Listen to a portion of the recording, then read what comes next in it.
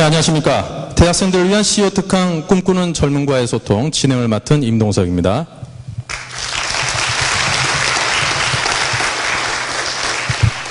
네, 저희 꿈꾸는 젊은과의 소통은 항상 우리나라 국내 굴지의 기업들을 이끌고 계시는 국내 최고의 CEO들을 모시고 앞으로 우리 글로벌 리더로 성장할 우리 대학생들에게 진로에 도움이 되는 많은 경험과 또 정보 그리고 비전을 제시해주는 그런 자리입니다. 아마도 우리 젊은이들에게 상당히 많은 도움이 되는 그런 뜻깊은 자리가 될 거라고 믿습니다.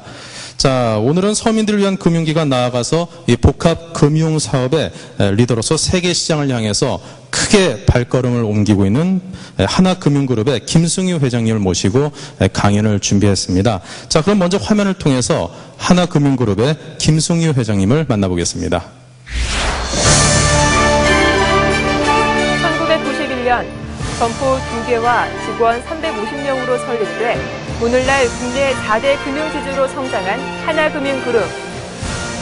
하나지주가 복합금융사업의 리더로 짧은 시간 동안 큰 성장을 이룰 수 있었던 데에는 거시적인 안목을 지닌 하나금융그룹의 김승유 회장이 있어 가능했습니다.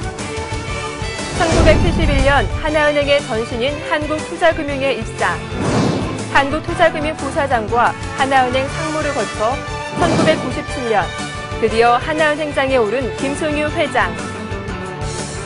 김 회장은 지금도 새벽까지 손에서 일을 놓지 않는 소문난 열정파로 올해로 13년째 그룹의 수상 자리를 지키고 있는데요. 2010년 6월 총자산 196조 원 달성, M&A의 귀재, 교육 및 사회공헌 사업에도 앞장서고 있는 김승유 회장. 오늘 대학생들을 위한 CEO 특강 꿈꾸는 젊은과의 소통에서는 하나금융그룹의 뿌리 깊은 리더 김승유 회장을 만나봅니다.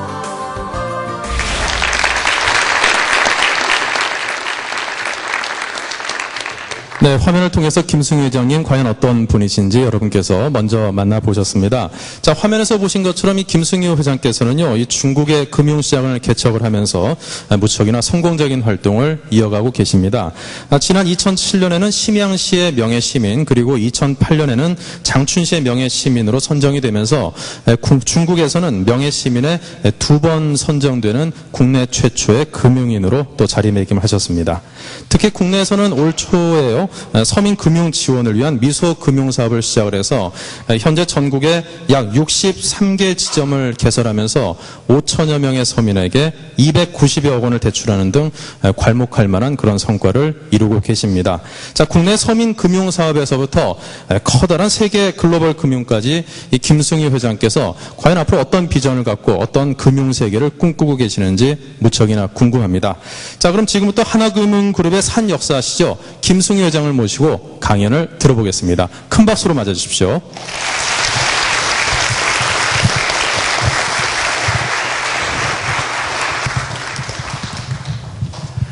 네, 여러분 안녕하십니까. 반갑습니다.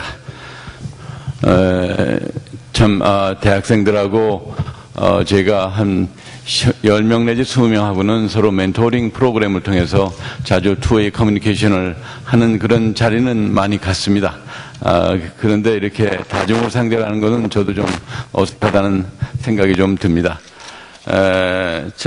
먼저 제가 오늘 이 자리에 온 것은 하나금융그룹 회장으로서가 아니라 미소금융중앙재단 이사장의 자격으로 이 자리에 왔습니다.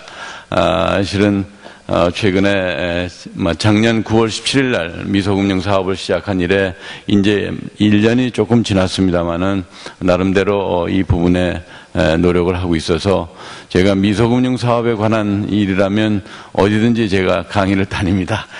저도 사실은 어제 새벽 3시, 4시까지 인터넷 서핑을 하다 보니까 잠을 좀 못 잤는데 이게 아주 못된 버릇이 저녁에 모처럼 앉으면 우리 직원들 이메일 다 체크하고 혹은 결제도 얼마인지 우리 이메일 결제를 할 수가 있고, 그러다가 무슨 생각이 나면 그 서핑 하느라고 그냥 몇 시인지 모르고 새벽 3시 어떤 데는 4시, 5시 이렇게 있을 때가 있는데 이거 이제 빨리 이 버릇을 좀 바꿔야 되겠다는 생각을 좀 가지고 있습니다.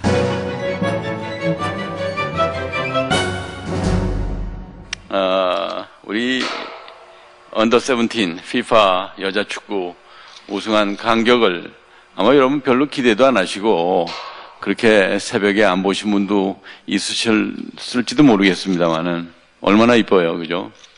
저 학생들 화장 안 해도 전 될 것 같아요.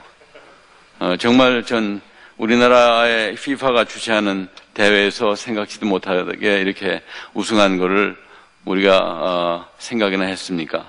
불과 한 350명도 안 되는 선수층이라고 하는데 이 사람들이 가가지고 우승을 했다는 것은 어떻게 보면 기적에 가까운 일이죠.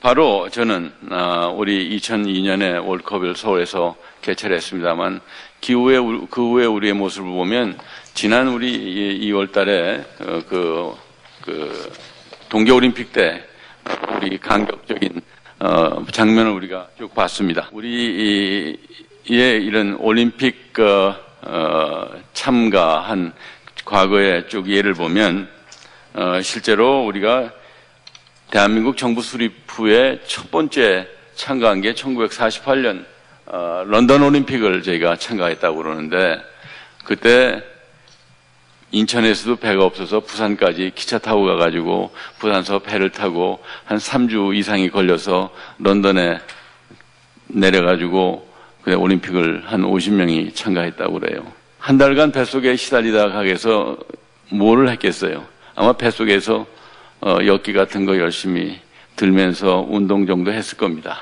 그래서 다행인지 몰라도 우리 김성집 우리 선수촌장 하시던 분이 동메달을 역도에서 하나 땄어요. 그리고 다음 대회가 52년 6.25 전쟁 중이거든요. 어떻게 갔겠어요? 미군들이 도와줘서 헬싱키 올림픽을 그래도 그나마 미군 수송기를 타고 갔답니다. 실제로 우리가 1964년만 하더라도 한국의 퍼캐피타 GDP가 120불밖에 안 됐습니다. 그 당시에 북한의 퍼캐피타 GDP는 한 400불쯤 됐다고 합니다. 우리보다 64년만 해도 앞서가고 있었죠. 그러니까 북한은 이미 동계올림픽에서 1964년에 은메달을 땄죠. 우리는 한참 후인 1992년 와서 그것도 쇼트랙이 있어가지고 금메달을 처음 따게 되죠. 근데 1992년 우리가 금메달을 처음 땄을 때 북한의 GDP는 600불밖에 안 되고 우리는 6,000불이 됐습니다. 아까 한번 생각해 보세요. 64년에 우리는 120불이고 북한은 400불이었는데 그 32년 후에 94년에 와서 북한은 400불이 600불이 됐고 우리는 120불이 6,000불이 된 거죠. 그리고 그 전후에서 한국의 퍼캐피타 GDP가 북한을 앞지르기 시작합니다. 제가 왜 이런 스포츠 얘기를 드리는가 하면 바로 모든 것을 우리가 집약돼서 얘기할 수 있는 겁니다. 한번 우리가 2002년에 월드컵 게임을 주최하고 1988년에 올림픽 게임을 주최하고 우리 2018년 동계올림픽을 지금 이제 유치하려고 노력을 하고 있죠. 이 세 게임을 다 주최한 나라는 세계에서 5개국에 불과합니다. 불과 5개국만 이 세 게임을 다 주최를 했습니다. 올림픽하고 월드컵을 주최해 본 나라도 10개국밖에 안 돼요. 참 우리가 스포츠 하나를 봐도 대단한 거죠. 해외에 잠깐 나갔던 적이 60년대에 있습니다만은 그때 소위 메이드 인 재팬 하면 싸구려인데 값이 싸다. 이런 것으로서 미국 사람들이 머릿속에 가지고 있었습니다. 소위 미제하면 품질도 좋고 좋은 것. 근데 메이드 인 재팬 하면 그 의미는 품질은 조금 떨어지지만 값이 굉장히 싸다. 이런 거였거든요. 그게 60년대 얘기입니다. 우리가 2000년대 들어와서 이제 한국 제품이 예를 들어서 현대자동차라든가 삼성의 휴대폰 혹은 TV 세트가 이제는 품질 면에서도 일제보다 오히려 더 낫다고 하지 않습니까? 그렇게 소비자들이 인정을 해주고 시작하고 있는 거죠. 그래서 70년 이후에 지난 한 30년간의 우리 성장을 보면 정말 대한민국이 한 110배 이게 그냥 그 GDP를 그냥 보면 한 110배가 늘었는데 쭉 여기 나와 있는 각 나라를 보시면 이만큼 성장한 나라가 아무데도 없죠. 우리가 주로 수출 주도의 대외 의존형 경제 구조를 가지고 있는데 2008년에 세계적인 이 금융위기 혹은 경제위기로 인해서 수출액이 세계 9위로 올라가 있습니다. 한번 보십시오. 1970년대 우리 수출이 43위에서 쭉 올라가서 10위권 근처까지 가 있고 그 다음에 세계 수출 순위를 보더라도 70년 이후에 이런 수출 세계 10위권 안에 들어간 나라는 한국과 중국밖에 없습니다. 정말 어떻게 보면 우리가 위대한 국민들입니다. 특별히 여기 여학생들 많이 해서 제가 좀 마부를 하면 한국의 여자들이 정말 위대하죠. 아까 보셨잖아요. 언더 17 우승한 거. 아직 남자들 그거 못했거든요.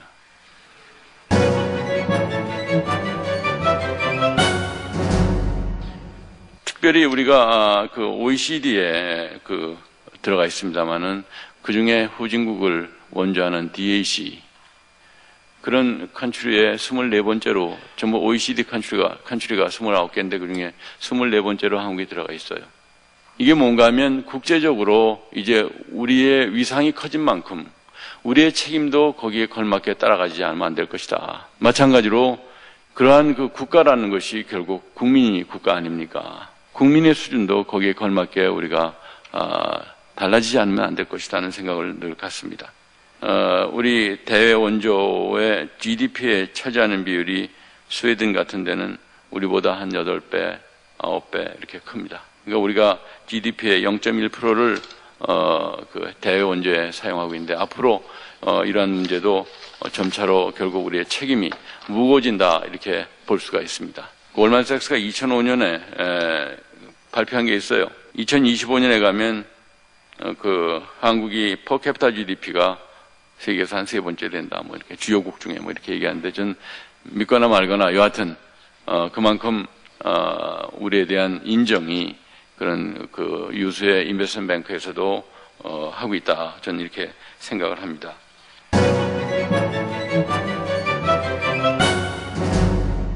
우리가 참 지난 30년간 압축 성장을 해왔습니다. 그래서 이만큼 우리가 잘 살게 됐습니다. 이런 압축 성장 과정에서 우리 자본주의 체제 자체에 대한 우리가 반성을 해야 되는 문제가 있습니다. 소위 자본주의 사회라는 것은, 자본주의 시장 경제라는 것은 우리 인류가 만들었다고 할까요? 혹은 그 학자들에 따라서는 자연 발생적으로 나온 것이 바로 자본주의다. 이렇게 얘기를 합니다. 사회주의 공산주의 체라는 건 인위적으로 만들었기 때문에 결국은 버틸 수가 없다. 결국 무슨 얘기인가 하면 자기 사유재산을 인정을 하고 내 것만 하는 거 아니라 상대방 것까지 같이 해서 교환이라는 더 생산을 더 많이 해서 내가 쓸 것만 생산하는 게 아니라 교환경제, 그게 바로 시장경제죠. 또 분업이라는 걸 통해서 이게 우리의 소위 에피시언시, 효율성을 가장 높였기 때문에 살아남은 거죠. 파일을 굉장히 키울 수가 있다는 거 아닙니까? 이건 누가 뭐라고 그래도 우리 인류가 이러한 그 사유재산 인정을 했기 때문에 인간의 밑바탕에 있는 그런 심리를 이용했기 때문에 이렇게 성장을 하고 다 잘 살게 된 것이죠. 외환위기 이후에 사실은 우리나라의 외환위기 이전부터도 한번 보시면 상대 빈곤율, 결국 미디안 인컴, 중위소득의 50% 이하 가구 비율이 점차로 늘고 있죠. 또 여러분 잘 아시는 지니계수 같은 것도 지금 2009년에는 0.314. 사실은 아주 그렇게 나쁜 건 아닙니다. 0.314라는 게. 그러나 문제는 추세가 지속적으로 올라가고 있죠.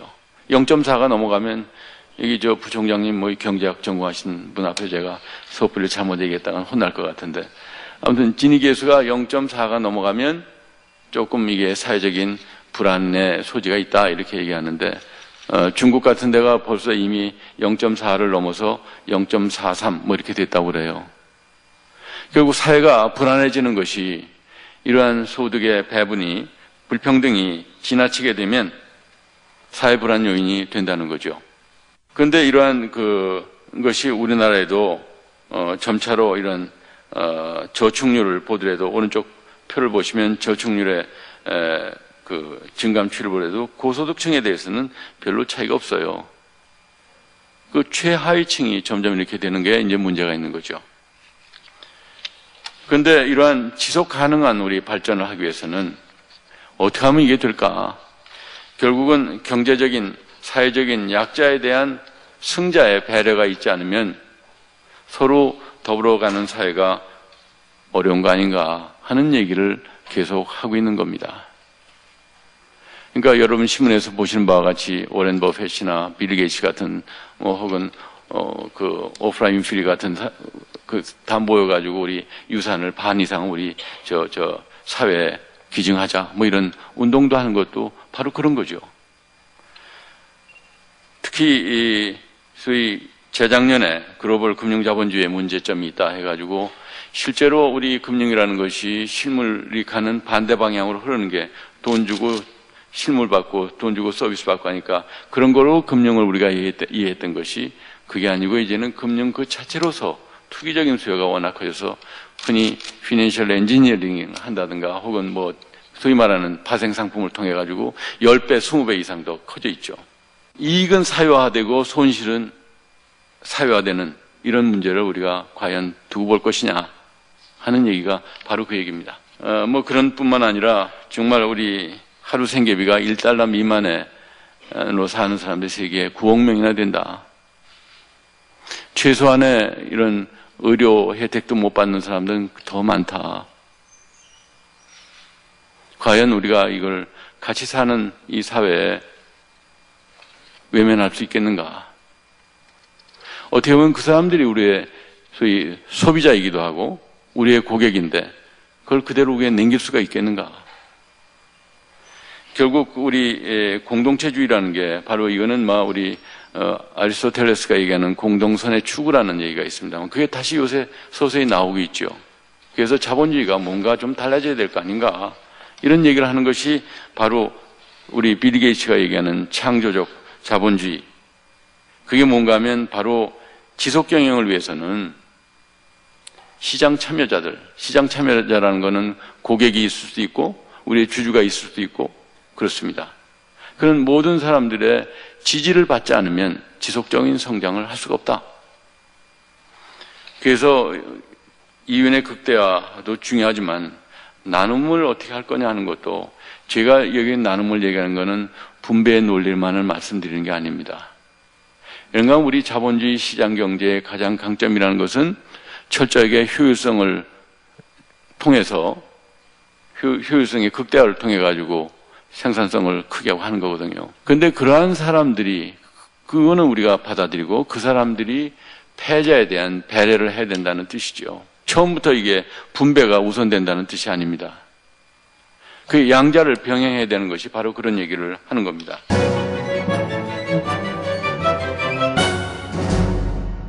바로 이러한 그 금융 소외 계층을 위한 이런 현상을 뭔가 해소하기 위해서 대안금융을 마련하자 하는 것이 마이크로 파이낸스, 소위 미소금융입니다. 이런 제도금융에서 소외된 사람들의 아까 말씀드린 대로 단순히 돈만 빌려주는 것이 아니라 거기에 따르는 경영지원 서비스를 한다든가 교육훈련을 해준다든가 이런 등등을 통해서 실제로 자활 자립을 할 수 있도록 도와주는 겁니다. 제가 지난 3월에 케냐에서 열리는 마이크로 크레딧 서밋 미팅이라는 데를 제가 참석을 했는데 예를 들어서 이런 거예요. 보건사회 그런 장관을 하는 사람이 여자가 거기 와서 길거리에 거지들을 모아서 옷 갈아입히고 네가 제일 잘할 수 있는 게 뭘까? 그는 교육훈련을 시켜요. 햄버거를 잘 만들 수 있을까? 핫도그를 만들 수 있을까? 혹은 구두를 어떻게 잘 수선을 할 수 있을까? 그런 교육을 시킵니다. 그리고 그 몫을 차려줘가지고 그런 니아카 같은 거 있잖아요. 그런 거를 해서 장만해줘서 장사를 하도록 해서 자립을 시켜요. 저는 아주 그 세션에서 아주 뭉클한 걸 많이 느꼈어요. 사회적으로 완전히 포기한 사람들에 대해서 그렇게 자활을 시킨다는 것은 비단 이게 미소금융으로 끝나는 게 아니라 한 사람을 사회에서 구제하는 거거든요. 훨씬 더 보람된 일이죠. 미소금융의 본질은 그겁니다. 단순한 소액 대출에 끝나는 것이 아니다. 자활 의지만 있다면 이 사람들을 여한 형태로 도와서 스스로 쓰게 만드는 것이 더 의미가 있다, 이렇게 봅니다. 그래서 이러한 그 마이크로 사업이 아까 쭉 보면 지금 초기 단계, 아까 그라민뱅크라는 것이 유누스 총재가 1976년에 처음 설립을 방글라데시에 했습니다. 뭐 그 이후에 비영리 민간단체가 많이 생기고, 그래서 90년대 그런 대로 이제 국제적인 인식이 커지고, 소위 마이크로 파이낸스 인스티튜션이라는, 이거는 아주 여러 나라의 정부가 하기도 하고, 혹은 큰 대형 은행들이 부수적으로 하기도 하고 하는 게 점점 커지고, 지금 2008년 그런 금융 위기 이후에는 훨씬 세계적으로 확산되고 있습니다. 2005년에 유엔이 The Year of Microfinance라는 걸 선언하고 나서 관심이 훨씬 더 커졌죠. 그리고 2006년에 노벨 평화상도 주고, 우리 서울 평화상을 아마 2007년에 우리가 유누스 총재를 한국에서 줬을 거예요. 저희도 2000년 이후에 한 30여 개가 하고 있었습니다. 이게 뭐 예를 들어서 사회연대은행이라든가, 혹은 신나는 조합, 혹은 아름다운 재단, 이런 등등에서 이런 마이크로 파이낸스를 하고 있었습니다. 실은 저도 제가 아름다운 재단 창립할 때 한 10년, 꼭 10년 전에 창립하긴 중에 한 명입니다. 그래서 이런 마이크로 파이낸스를 몇 년 전부터 좀 시작을 했었는데, 사실은 그게 수요는 많은데 그 지원 규모가 워낙 적을 뿐만 아니라 지점망도 적고 해서 접근하기가 어려웠습니다. 이런 전달 체계가 거의 없어서 그게 실효적으로 운영하기가 힘들었는데, 다행히 작년 9월 17일 날 미소금융재단이라는 걸 공식적으로 발족을 하고, 휘면예금과 6대 기업 혹은 5대 은행들이 출연한 자금을 가지고 이제 시작을, 사실상은 금년 1월부터 시작했다고 볼 수가 있습니다. 현재 앞으로 현재 85개의 지점망을 저희가 가지고 있는데, 연말이 되면 한 107개, 8개 되지 않나 이렇게 예상을 하고, 2, 3년 내로 한 2, 300개의 이런 지점망을 갖추게 되리라고 봅니다. 자금도 저는 앞으로 10년간 여기 뭐 2조로 되어 있습니다만 2조 5천억 내지 2조 7천억 사이는 저희가 조달이 가능하지 않을까. 근데 그만 가지고는 충분히 되지는 않죠. 그래서 저희는 이걸 좀 더 적극적으로 추진하기 위해서 이 희망봉사단, 아까 말씀드린 대로 돈만 빌려주고 끝나는 게 아니라, 예를 들어서 여러분 시장을 가보시면 아시지만 그 할머니들, 아주머니들이 좌판을 놓고 장사를 하는데, 그분들 어디 밥 먹으러 가지도 못하고 그 앉은 자리에서 식사하시는 거 아마 봤을 겁니다. 그 좌판 깔아놓고 그거 접고 가지도 못하고, 그러니까 화장실 가도 잠깐 옆 사람한테 이거 좀 봐줘 그러고 잠깐 가시고, 그런 분들이거든요. 근데 그런 사람들한테 일일이 다니려니 금융이라는 게 한꺼번에 뭐 1억, 2억 꽂아야 뭔가 이게 이 관리비가 나올 텐데, 그런 사람들한테 100만 원, 200만 원 꽂주고 일일이 다니면서 거들어 다니고 하려면 도저히 감당할 수가 없죠. 그러니까 그런데 자원봉사단이 필요하고, 그 사람들이 뭐가 필요한지 하는 것도 쫓아다니면서 알아야 뭔가 구체적으로 도와드릴 수가 있고, 그러면서 저희가 자원봉사단도 지난 6월 말에 발족을 하고, 또 몇 개 대학에 이런 마이크로 파이낸스에 관한 교과 과목도 개설을 하고, 학생들에 대해서 인식을 좀 달리하고 앞으로 이런 데 좀 참여하도록 유도하는 그런 노력을 하려고 합니다. 방글라데시의 그런 영양 부족한 애들을 위해서 불란서의 다농이라고 하는 왜 요구르트 만드는 회사 있죠. 거기하고 합작을 해서 그런 가축, 젖소 같은 거 키우는 사람도 마이크로 파이낸스 키우게 하고, 그 생산한 거를 다시 디스트리뷰션 하는, 이게, 배급하는 그런 것까지 일관된 걸 해요. 그럼 거기에 다 고용이 또 되는 거죠. 그걸 방글라데시에 50군데를 지금 만들고 있어요. 지금 현재 한 10군데 좀 만들었는데 50군데까지 계속 합작을 하겠다 그래요. 그게 뭐 소위 말하는 소셜 엔터프라이즈 혹은 소셜 비즈니스 하는 게 바로 그런 겁니다. 아직까지 저희는 거기까지 생각을 못 합니다만은 거기까지 가지 않을까 하는 생각을 하고 있습니다. 이게 후진국에만 있는 게 아니라 사실 선진국에도 이걸 많이 하고 있습니다. 사실은 그런 데일수록 아까 진위계수 얘기했지만 한국의 진위계수가 계속 올라가고 있어서 문제다 이런 말씀 드렸지만 사실 그런 선진국의 진위계수는 더 크거든요. 소득에 대한 진위계수 같은 거 있지만 자산에 대한 계수를 보면 거기는 격차가 더 커지죠. 오래되면 오래될수록 소위 자산가들의 축적이 되니까. 선진국에서 더 많거든요. 그래서 그런 역할을 하는 것 같습니다. 요전에 제가 그래서 사실은 뉴욕에 갔다가 그라민 아메리카라는 데를 잠깐 가서 얘기도 나누고 다녀왔습니다. 마찬가지로 해외 불란서나 영국이나 이런 서유럽에 이런 걸 많이 하고 있는 것 같습니다. 앞으로 저희가 이걸 어떻게 하면 좀 더 지속적으로 발전시키고 정착을 시킬 수 있을 건가 하는 것이 저희의 과제입니다. 기본적으로 이러한 서민금융 공급 계층 구조가 제대로 돼야 되겠다.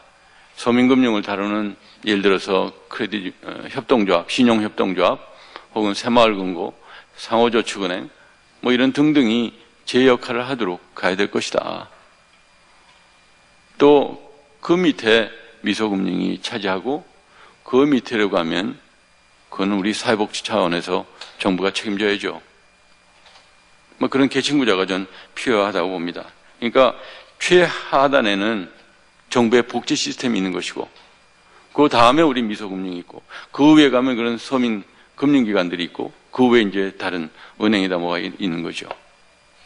그렇다고 해서 은행들은 아무것도 안 하느냐? HSBC나 시티뱅크 같은 데는 별도의 자기 도네이션 해가지고 떼어내서 하고 있죠. 그러니까 우리 은행들이 몇천억을 따로 떼어서 하듯이 그런 식으로 하는 거죠. 자기 본업은 충실하게 해야지 이게 섞여서는 안 되는 거죠. 그런 게 앞으로 역할 분담이 철저히 돼야 되겠다 하는 생각을 합니다. 그리고 저희도 이런 재정 자립도가 지속적으로 하려면 아직은 저희가 금년 내년은 괜찮습니다만은 지속적으로 되려면 이게 좀 더 재원 마련이 좀 돼야 되겠다. 예를 들어서 현재 휴면예금이라는 게 5년 이상 움직이지 않는 예금입니다. 그런 예금이 저희한테 출연 형태로 오고 있는데 외국 같으면 자동적으로 법률적으로 자동적으로 오게 돼 있는 나라가 많이 있습니다. 미국도 마찬가지고 캐나다도 그렇고 영국도 그렇고. 그건 휴면예금, 소위 노먼드 어카운트 액트라는 게 있어 자동적으로 넘어오고 심지어 미국 같은 데는 복권이라든가 혹은 백화점 상품권이라든가 찾아가지 않는 것들 있죠. 아무도 안 찾아가는 게 그 사람 게 아니다 하는 거죠. 그건 사회적인 공익을 위해서 쓰여야 된다. 이렇게 얘기하는 거죠. 그런 등등이 돼야 될 거 아닌가 하는 생각을 하고 있습니다. 또 저희도 점차로 제 생각에는 우리도 이런 도네이션을 내년쯤은 받기 위한 구체적인 노력을 좀 더 해야 되는 게 아닐까 하는 생각을 가지고 있습니다. 동시에 저희가 이게 어디 공돈 얻는 것이다. 이런 도덕적 해이 현상 먹고 띄어먹어도 된다. 이렇게 돼서는 안 되거든요. 소위 신용사회를 우리가 정립시키고 그 사람들이 한 단계 위로 올려서 그런 기관에 수혜를 받을 수 있도록 만들어주는 것도 저희가 해야 될 일이라고 저는 생각을 합니다. 그래서 이런 전문 인력도 저희가 확충을 해서 그런 사람들한테 어드바이스도 하고 이런 게 굉장히 중요한 게 아닌가. 아까 봉사단 얘기를 드렸습니다만 그래서 이런 봉사단에 현재 한 1,500명이 가입을 하셨어요. 여기 계신 분도 좀 가입을 해 주시기를 부탁드립니다. 저희가 금전적으로 보상이 없습니다. 결국은 그걸 통해서 스스로 기쁨을 느끼는 게 보상이 아닐까 저는 그런 생각을 합니다. 앞으로 이러한 이 봉사단을 좀 더 전국적으로 저희가 좀 조직을 하고 또 활동 범위도 정하고 거기에 따른 교육 훈련도 하고 하는 노력을 계속 하도록 하겠습니다. 저희가 이런 교육 훈련 계획을 따로 만들고 있습니다. 그래서 사실상 9개월간 한 실적은 많지 않지만 그래도 기본적인 인프라는 갖춰 나가고 있다. 예를 들어서 이중 수혜를 방지하기 위해서 그 전산 시스템을 통합을 했다든가, 혹은 이 사람들 위한 별도의 스코어링 시스템, 소위 크레딧 뷰로에서 별도의 스코어링 시스템을 만들었다든가 등등, 이게 다 그 금년 상반기 혹은 8월까지 끝낸 사항들입니다. 그래서 지난 7월 이후에는 실적도 대폭 늘어나고 있습니다. 그래서 왜 이렇게 부진하냐 하는 얘기는 이제 더 이상은 안 들을 수 있지 않을까. 대신 이제 1년쯤 오면 왜 이렇게 많이 뛰었느냐 소리 들을까봐 그것도 사후 관리를 좀 더 할 그런 생각하고 있습니다. 제가 두서없이 미소금융에 대한 말씀을 설명을 좀 드린 것 같습니다. 그래서 제 얘기는 이것으로 마무리하도록 하고.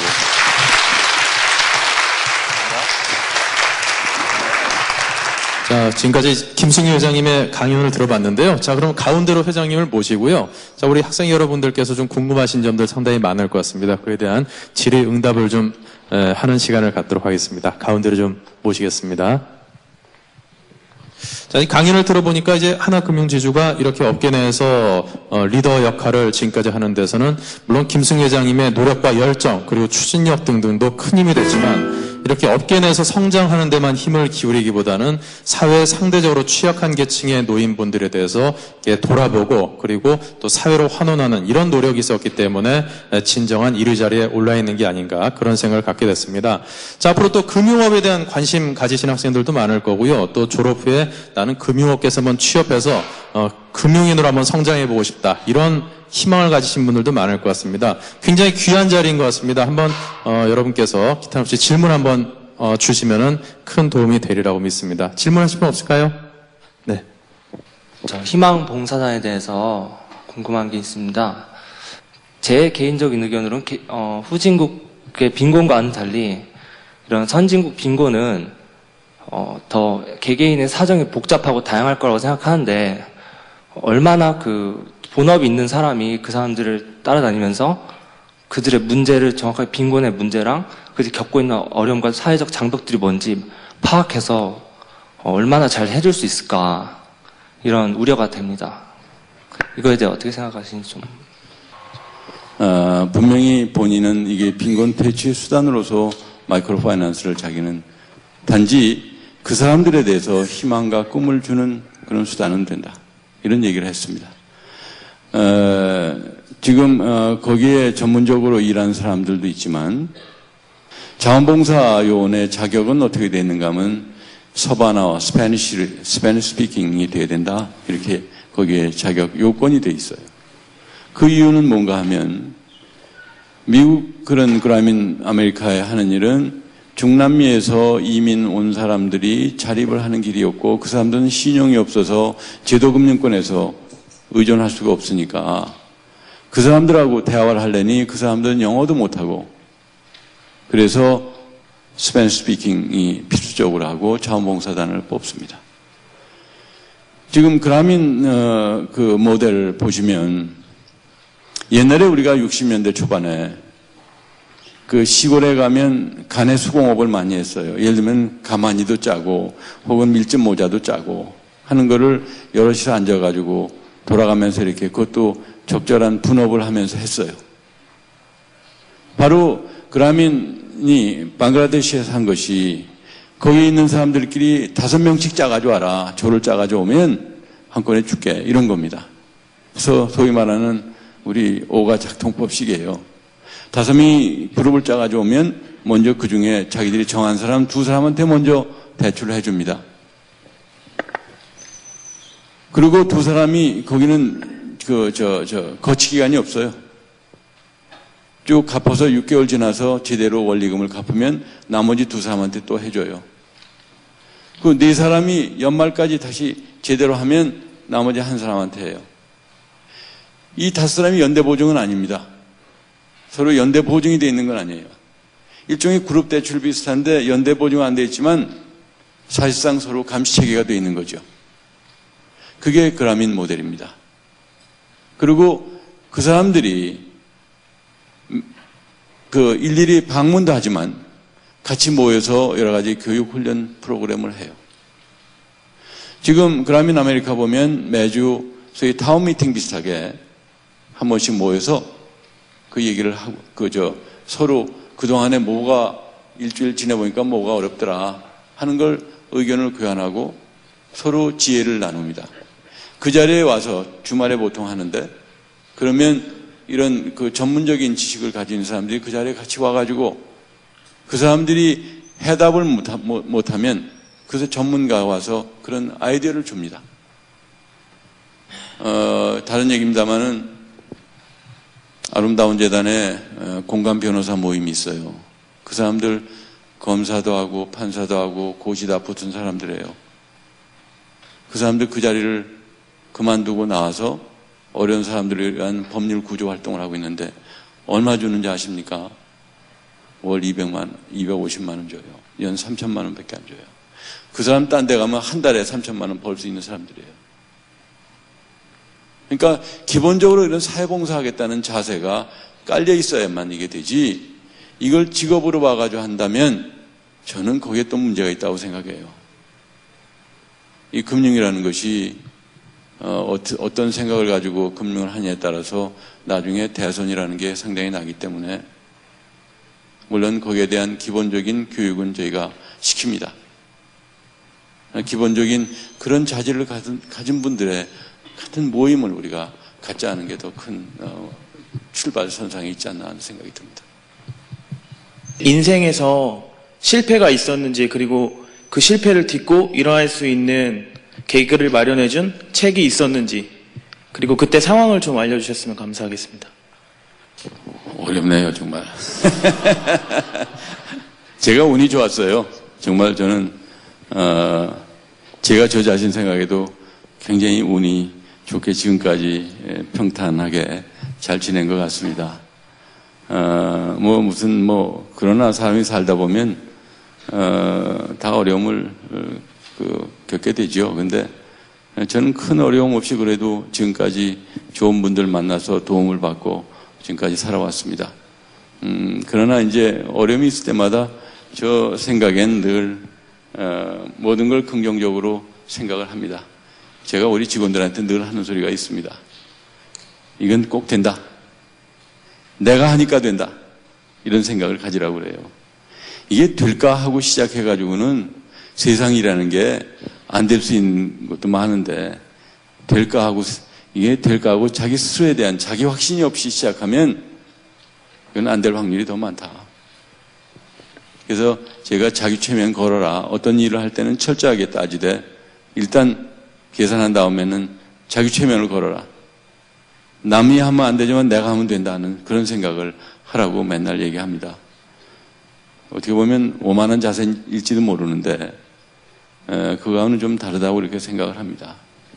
그래서 어차피 세상 일이라는 게 어떻게 자기 마음 먹은 대로 되겠어요.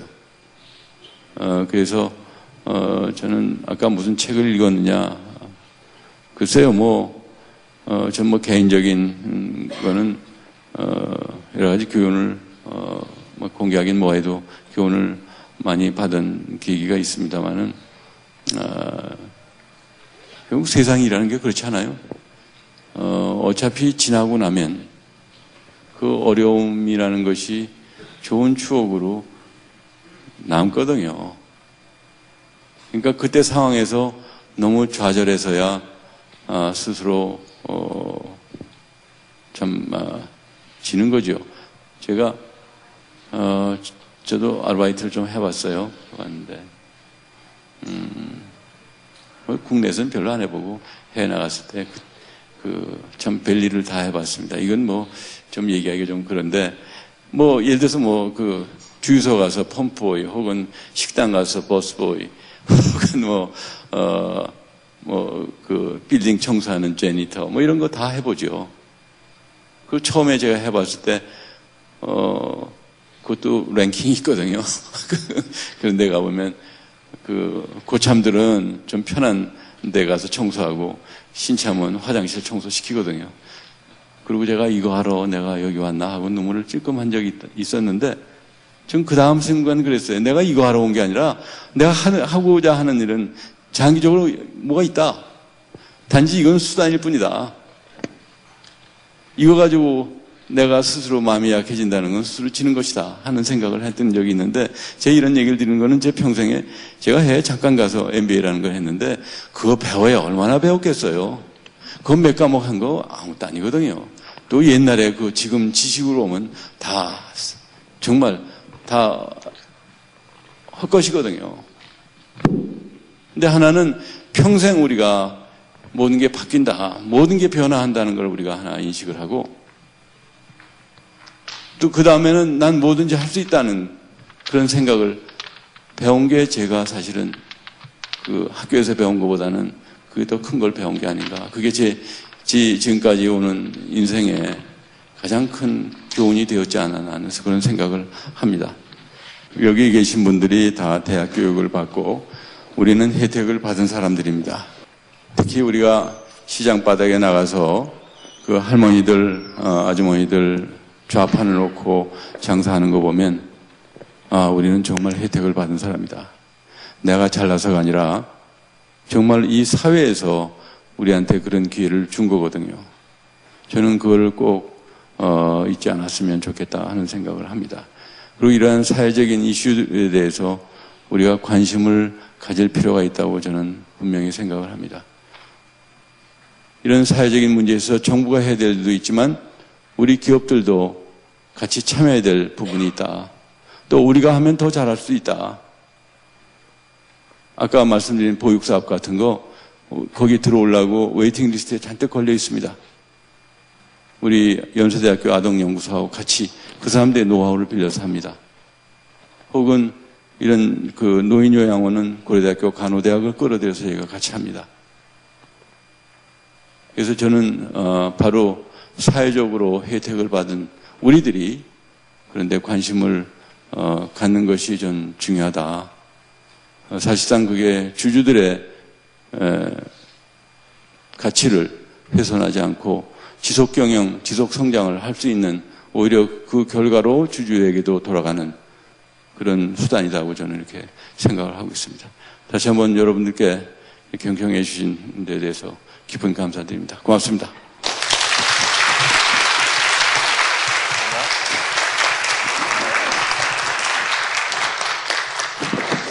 네, 여러분 어떻게 잘 들으셨습니까? 예, 대학생들을 위한 CEO 특강 꿈꾸는 젊은과의 소통. 오늘은 하나금융그룹을 이끌고 계시는 김승희 회장님과 함께 뜻깊은 시간 함께 해봤습니다. 저희는 또 다음 시간에 여러분을 위해서 또 다른 국내 최고의 CEO분을 모시고 찾아뵙겠습니다. 오늘 여기서 인사드립니다. 고맙습니다.